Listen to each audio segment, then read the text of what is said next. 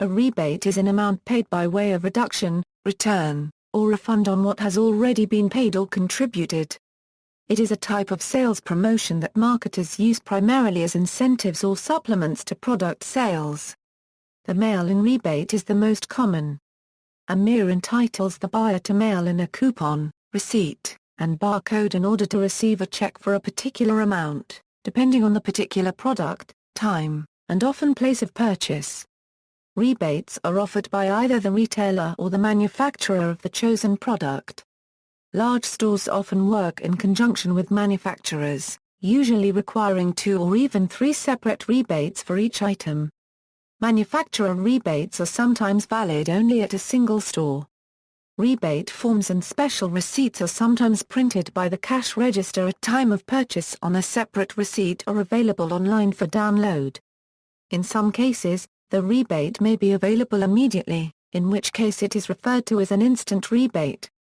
Some rebate programs offer several payout options to consumers, including a paper check, a prepaid card that can be spent immediately without a trip to the bank, or even PayPal payout.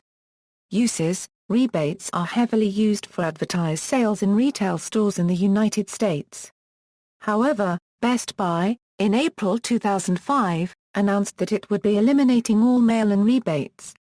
Personal computer components and electronics seem to have a large portion of rebate sales. For example, an item might be advertised as $39 after rebate with the item costing $79 OTD with a $40 rebate that the customer would need to redeem. The turnaround time is generally 4 to 8 weeks, though some rebates note a period of 8 to 12 weeks. In the UK, rebates are less common, with manufacturers and retailers preferring to give discounts at the point of sale rather than requiring mail-in or coupons. However, rebates are sometimes given in the form of cashback offers for mobile phone contracts or other high-value retail items sold alongside a credit agreement.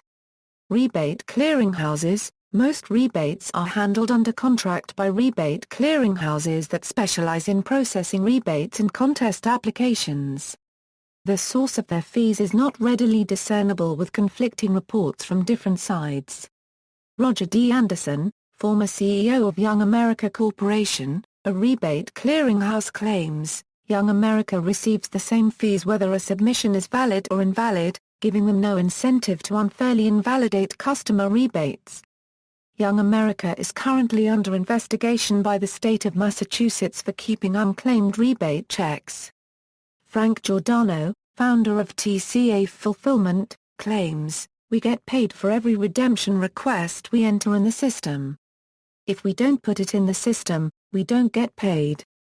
TCA is also notable for a rebate redemption guide that was sent to prospective clients touting the low redemption rates that they would have with TCA as their rebate fulfillment center, promising 20% less than their competitors. Regulations and laws: in the United States, Connecticut State Regulations Section 42-110b19, e, require retailers who advertise the net price of an item after rebate to pay consumers the amount of that rebate at time of purchase. Rhode Island has similar legislation. Otherwise, the after rebate price cannot be advertised as the final price to be paid by the consumer. For example, retailers in Connecticut can advertise only $40 with a $40 rebate, not free after rebate, unless they give the rebate at the time of purchase. Rationale: rebates have become very popular in retail sales within the United States. Retailers and manufacturers have many reasons to offer them. The information given in the rebate form, such as name, address, method of payment, can be used for data mining studies of consumer behavior. The information can be used as evidence of a pre-existing business relationship for marketing purposes, such as do not call lists. Customers tend to notice price increases and react negatively. Rebates offer retailers the benefit of giving customers a temporary discount on an item, to stimulate sales, while allowing it to maintain its current price point. This method avoids the negative backlash that could be perceived with a price being lowered and then raised later. Rebates also allow companies to price protect certain product lines by being selective in which models or brands to be discounted. This allows retailers and manufacturers to move some product at lower cost while maintaining prices of successful models. A straight price reduction on some models would have a domino effect on all products in a line. During the turnaround time, the company can earn interest on the money. If the turnaround time crosses into the next fiscal year or quarter, a rebate offer can inflate sales in the current period, and not have to be accounted for until the next period, and then it could be attributed as a cost reducing sales or expense for the next period, giving companies an accounting advantage with their Wall Street projections. Extended warranties and other price-dependent factors always use the initial purchase price, not the price after the rebate. This is normally because if the company has to refund the customer the replacement value, it would be the before rebate in-store price. Once the UPC has been removed from the box, retailers can refuse to accept a return of the item. Not all buyers will meet the criteria to receive the rebate. Companies often require the original UPC barcode, receipt, and additional information, which a buyer may forget to include when redeeming the rebate. Companies almost always add other caveats to the rebate as well, such as the redemption having to be postmarked by a certain date. Another tactic that might be used is to disguise the rebate mail to look like junk mail, so that the customer may overlook it.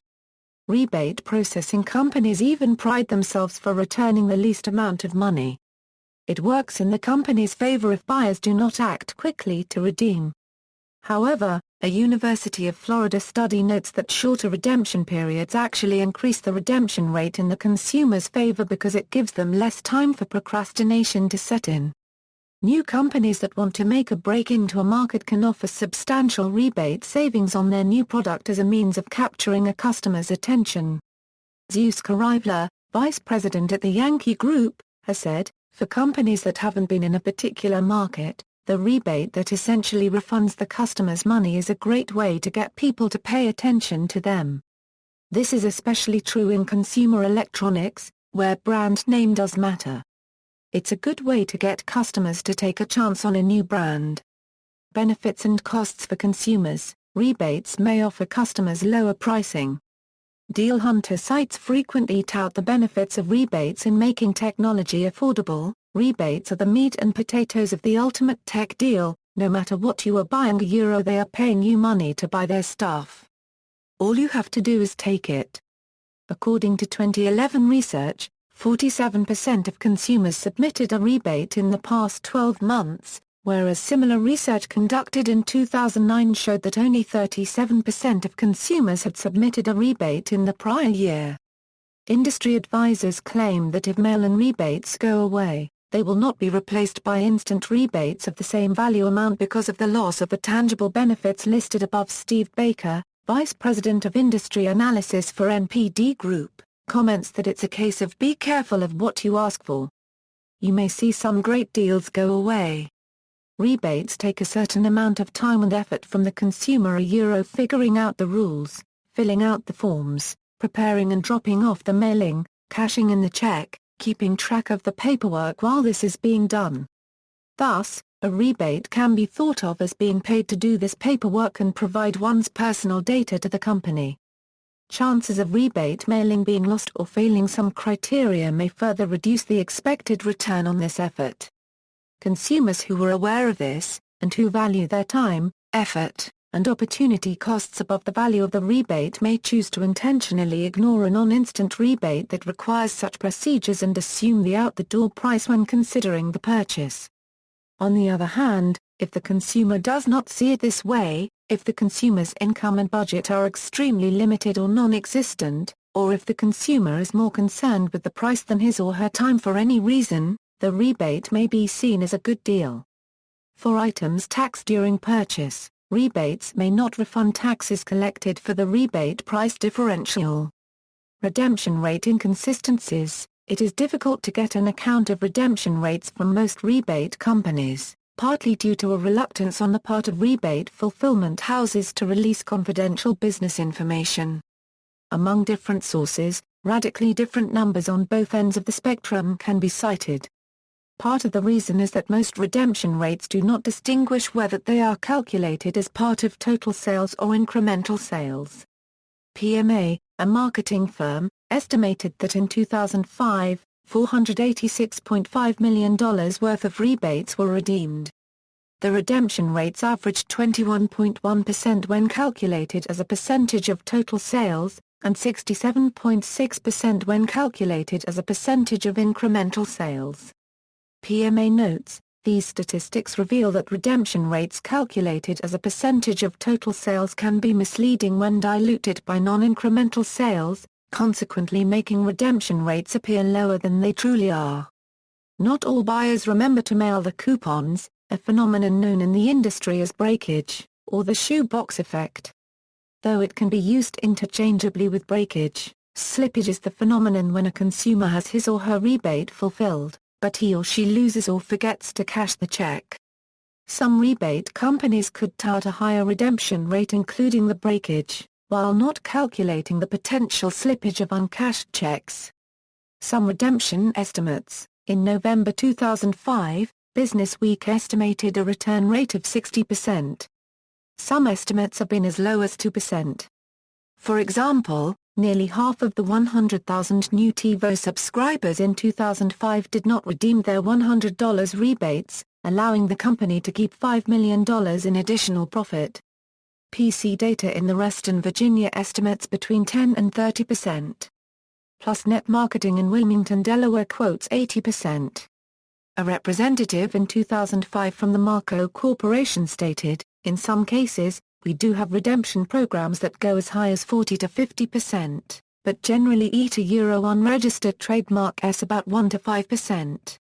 In the same article, John Challoner, advertising manager for Sony Canada remarks, "The industry average is less than 10%, and it can be as low as 1%.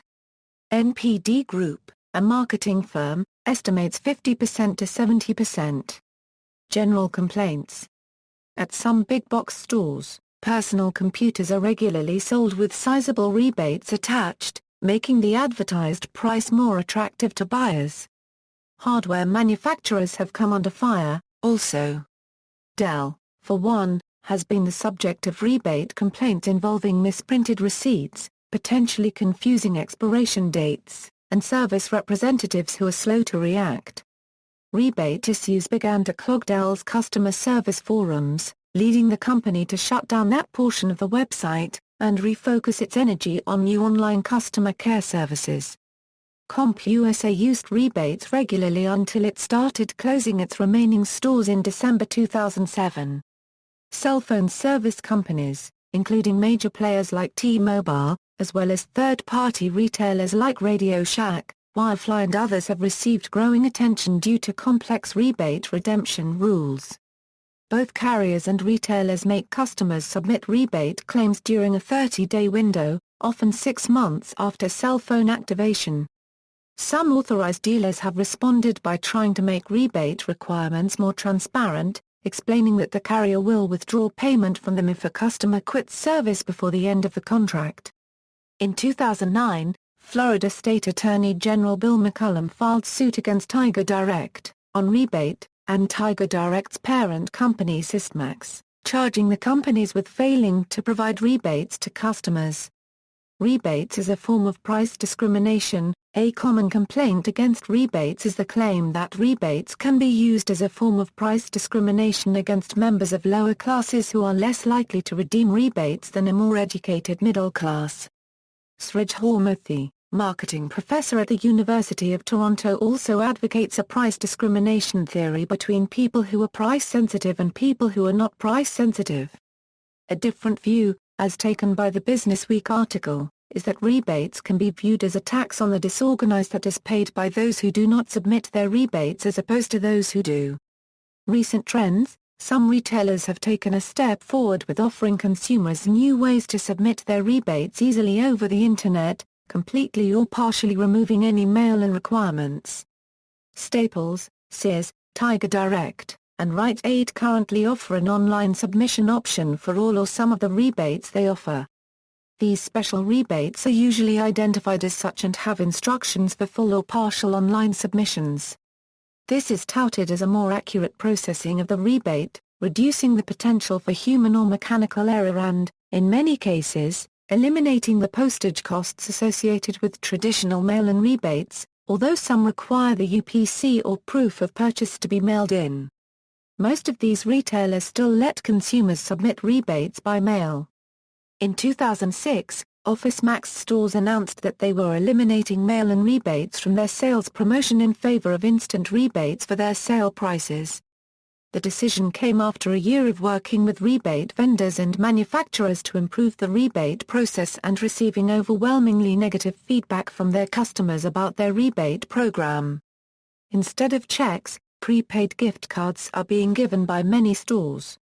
Merchants like these cards, as they cannot be redeemed for cash and must be spent.